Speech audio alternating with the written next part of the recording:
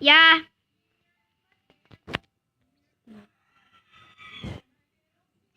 Bro naman eh. Nakatakot ka naman. Yan pala yung natakot. Bro naman. Dying. Wala, ba't in-alert yung nurse? Bark. In-alert nila yung nurse. Ha? In-alert nila yung nurse. Ibig sabihin, nahabulin na kami lahat. Hindi naman marunong yung mga kasama ko. In-alert yung... I am a kid, by the way. I am a 9-year-old guy. I'm in the 4th grade in the Philippines. So, yeah. That's why my... Yeah. Yeah.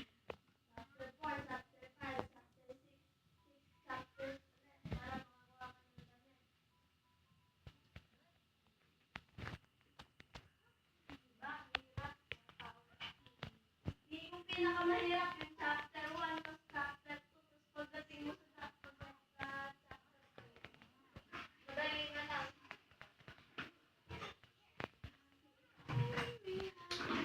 Ay, nagulat pa ako sa mali. I'm a kid, by the way. By the way. Not the songs. But my voice is kinda like a dairy kid.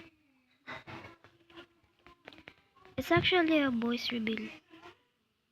You know. I am Filipino when I talk Tagalog.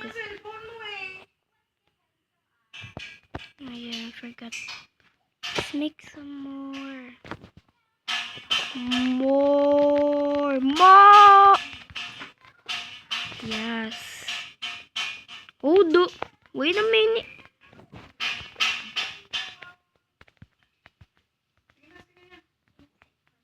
I will not accept it.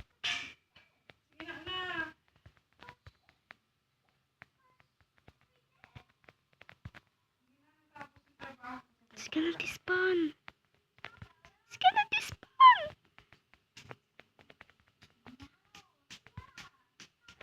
Oh. Maybe I shouldn't. It's gonna despawn. It's gonna despawn. No. No. Down the water. This is... It do belong. There's nothing. No. No, I lost it. Go. Where is it? Give it to me. Give it. There's nothing. There's nothing. No, I lost one again.